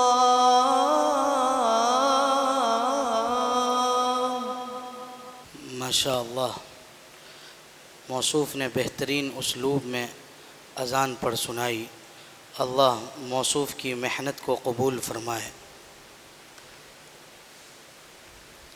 मोहतरम सामिईन, बुखारी शरीफ की रिवायत है, नबी करीम सल्लल्लाहु अलैहि वसल्लम इरशाद फरमाते हैं, फ़इज़ा ख़रजल इमाम तवउस्सुहुफ़ व यस्तमिऊन अज़्ज़िक्र, कि जब इमाम खुतबे के लिए निकलता है तो फ़रिश्ते अपने रजिस्टर को बंद कर लेते हैं और ख़ुतबा सुनने में मशगूल हो जाते हैं। अल्लाह तबारक व तआला हम तमाम को जुमा के दिन मस्जिद में जल्द आने और ख़ुतबे को गौर से सुनने की तौफ़ीक़ अता फ़रमाए।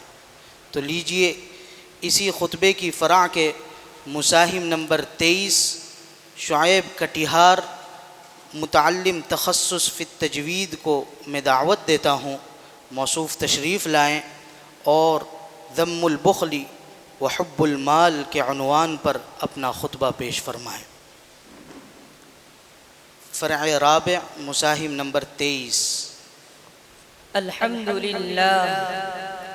अल्हम्दुलिल्लाह मुस्तौजिबिल हम्दि बिरिज़्क़िहिल मबसूत काशिफ़िद दुर्रि बअदल क़ुनूत अल्लज़ी ख़लक़ल ख़ल्क़ व वस्सअर रिज़्क़ व अफ़ाद अलल आलमीन अस्नाफ़ल अमवाल व तक़लीब फ़ीहा बितक़लीबिल अहवाल कुल्लु ज़ालिक लियब्लुवहुम अय्युहुम अहसनु अमला व यंज़ुर अय्युहुम आथर अद-दुन्या अलल आखिरति बदला व अशहदु अन ला इलाहा इल्लल्लाह वहदहु ला शरीका लह व अशहदु अन्न मुहम्मदन अब्दुहु व रसूलुहु अल्लज़ी नसख़ बिमिल्लतिहि मिलला वतवा बिशरीअतिही अदयानन व निहला सल्लल्लाहु अलैहि व अला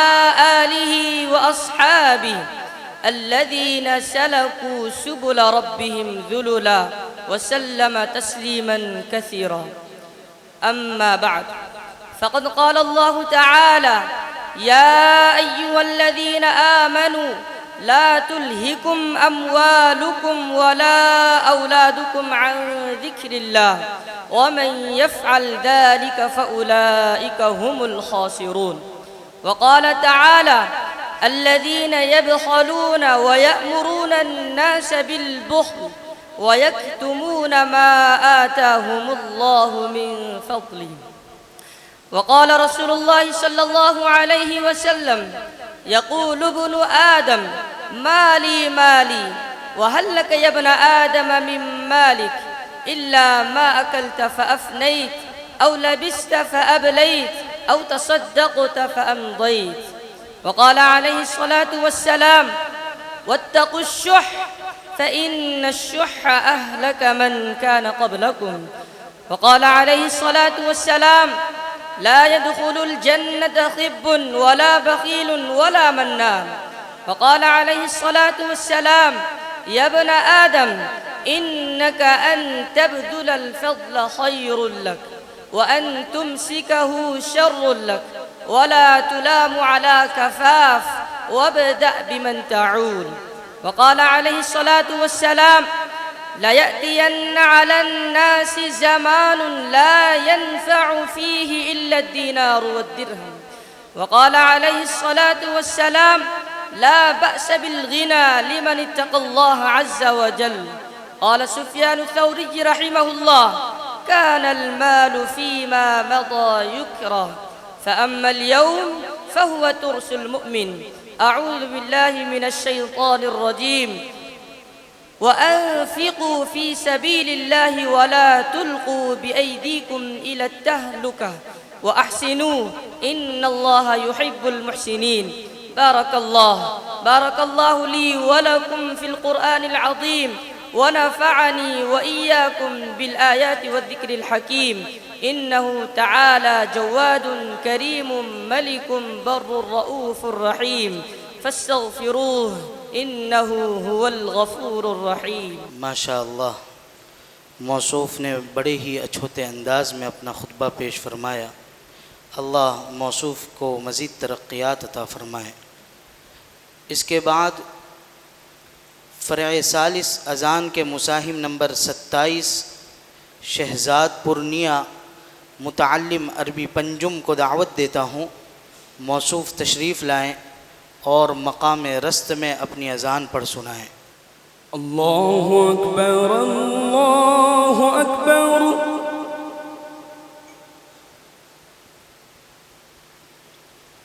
अल्लाहु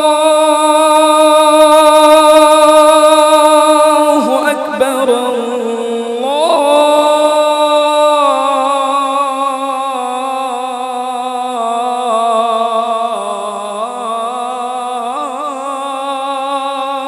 अकबर।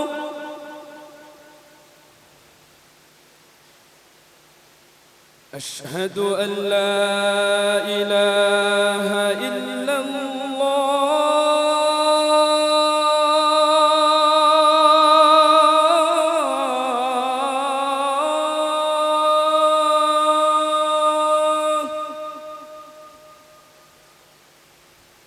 أشهد أن لا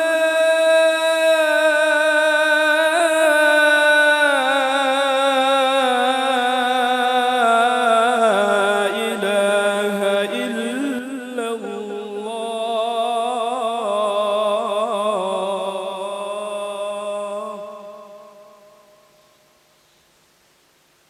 أشهد أن محمدا رسول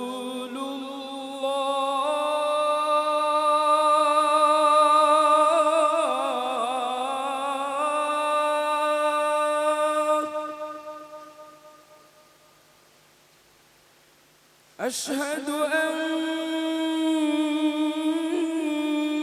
محمدا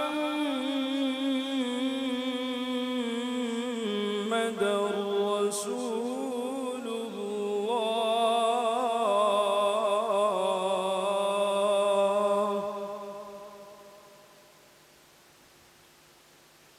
حي على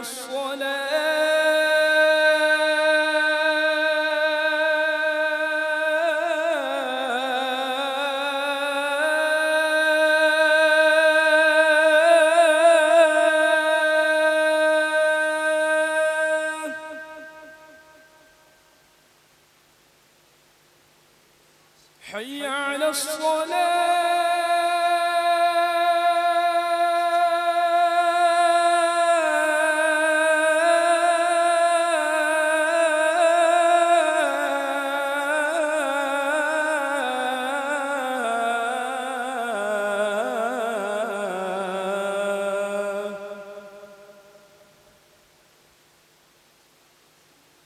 حي على الفلاح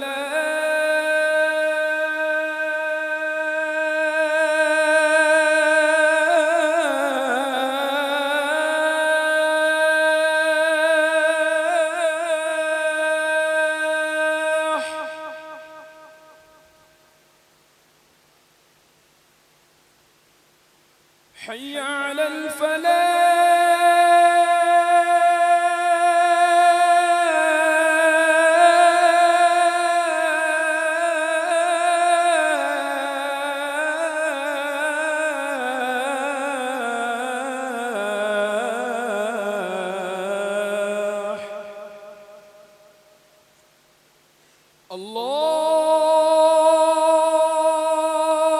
الله أكبر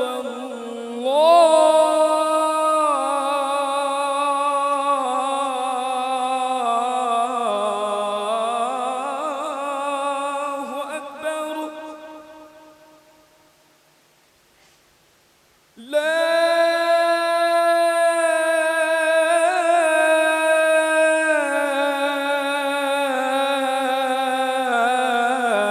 إله إلا الله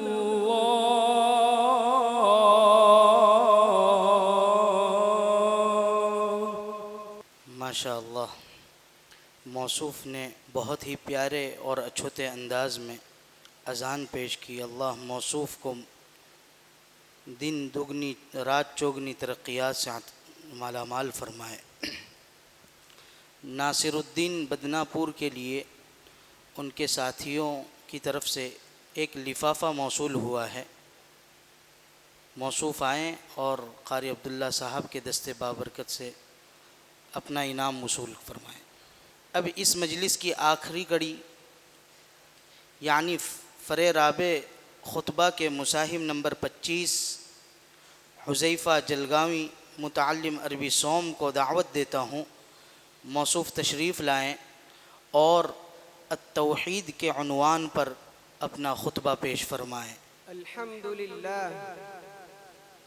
अल्हम्दुलिल्लाह मुदब्बिरिल मुल्क वल मलकूत المنفرد بالعزة والجبروت الرافع السماء بغير عماد المقدر فيها أرزاق العباد الذي صرف أعين ذوي القلوب والألباب عن ملاحظة الوسائط والأسباب، فلما تحققوا أنه لرزق عباده ضامن وبه كفيل توكلوا عليه، فقالوا حسبنا الله ونعم الوكيل. وأشهد أن لا إله إلا الله وحده لا شريك له، وأشهد أن سيدنا ومولانا محمدًا عبده ورسوله قامع الأباطيل الهادي إلى سواء السبيل، صلى الله عليه وعلى آله وأصحابه وسلم تسليما كثيرا. أما بعد، فإن التوكل على اختلاف مراتبه منزل من منازل الدين، وكذلك أصله من التوحيد واليقين، فقد قال الله تعالى: إن الذين تعبدون من دون الله لا يملكون لكم رزقا فابتغوا عند الله الرزق واعبدوه واشكروا له إليه ترجعون. وقال تعالى: وعلى الله فتوكلوا إن كنتم مؤمنين. وقال رسول الله صلى الله عليه وسلم: إذا سألت فاسأل الله، وإذا استعنت فاستعن بالله، واعلم أن الأمة لو اجتمعت على أن ينفعوك بشيء لم ينفعوك إلا بشيء قد كتبه الله لك، ولو اجتمعوا على أن يضروك بشيء لم يضروك إلا بشيء قد كتبه الله عليك، رفعت الأقلام وجفت الصحف. وقال عليه الصلاة والسلام: المؤمن القوي خير وأحب إلى الله من المؤمن الضعيف، وفي كل خير، احرص على ما ينفعك واستعن بالله ولا تعجز، وإن أصابك شيء فلا تقل لو أني فعلت كان كذا وكذا، ولكن قل قدر الله وما شاء فعل، فإن لو تفتح عمل الشيطان. أعوذ بالله من الشيطان الرجيم. يا أيها الناس اذكروا نعمة الله عليكم، هل من خالق غير الله يرزقكم من السماء والأرض؟ لا إله إلا هو فأنى تؤفكون. بارك الله لي ولكم في القرآن العظيم، ونفعني وإياكم بالآيات والذكر الحكيم، إنه تعالى جواد كريم ملك بر رؤوف رحيم، فاستغفروه إنه هو الغفور الرحيم. माशाअल्लाह, सुबहान अल्लाह। ये थे हुज़ैफ़ा जलगाँव मुतअल्लिम अरबी सोम अलिफ़। माशाअल्लाह मौसूफ़ ने, चूँकि हमारे पास जो अज़ान का जो मेयार है और उसकी जो इब्तिदा हम करते हैं वो तो एदादिया से ही कर लेते हैं, लेकिन ख़ुतबे में लजना के निज़ाम के तहत उन्हीं तलबा को हम मौका देते हैं जो अरबी सोम में आ गए हों। इसलिए आप देख रहे होंगे कि खुतबे के मुसाहिमीन में कोई भी आपको अव्वल एदादिया या दोम के तलबा नज़र नहीं आएंगे। मकसद ये होता है कि खुतबा जब आप पेश कर रहे हों तो आपको पता हो कि खुतबे का मज़मून क्या है। वो तभी होता है जब आपके अंदर अरबी की शूद बूद आ जाए, आप नहव, सर्फ़, अरबी अदब, चूँकि अव्वल दोम में इतना कुछ पढ़ लेते हैं कि अगर उसको हत्तल मक़दूर भी कुछ कर लिया जाए तो खुतबे को समझा और समझाया जा सकता है। यानी जब खुतबा ख़तीब पेश कर रहा हो तो वो उन अल्फाज में अपने आज़ाओ जवारिह के ज़रिए से उस माना को अदा कर सकें। ये तभी मुमकिन है जब एक तालिब इल्म और एक ख़तीब अपने मज़मून को अच्छे से ख़ुद समझा हुआ हो। माशाअल्लाह अक्सर तलबा ने जिन्होंने अब तक पेश किया अपनी तय अच्छी मेहनत का मुज़ाहरा किया, उन्होंने कोशिशें की, अल्लाह उनकी कोशिशों को कबूल फ़रमाए। इसी तरीक़े से अज़ान में बहुत सारे तलबा ने अच्छी कोशिशों का मुज़ाहरा किया। बाज़ हमारे तलबा नींद की कमी की वजह से या शायद मौसम के थपेड़ में आकर उनकी आवाज़ मुतासिर हुई, लेकिन उन्होंने अपने तौर पर जो मेहनतें की थी उनकी उस मेहनत ने उनको यहाँ ला खड़ा किया। लिहाजा आज की इस मजलिस का पैगाम आप लेकर जाइए कि मौसम की तब्दीली, इसी तरीक़े से आवाज़ का ख़राब होना, ये चीज़ें आपको मायूस नहीं करनी चाहिए। आप अपनी तरफ से कोशिश करते चले जाइए। अगर आप कोशिश कर रहे हैं, चाहे वो खुतबा हो, चाहे वो अज़ान हो, चाहे वो तकरीर नादी हो, उर्दू हो, आप कोशिश करेंगे तो ज़रूर इंशाअल्लाह आप मकाम को पा लेंगे, करेंगे इंशाअल्लाह। कोई भी हम में से पीछे नहीं रहेगा इंशाअल्लाह। अल्लाह ताला हमें खूब इन मैदानों में मेहनत की तौफ़ीक़ अता फ़रमाए। दुआ पढ़ लीजिए।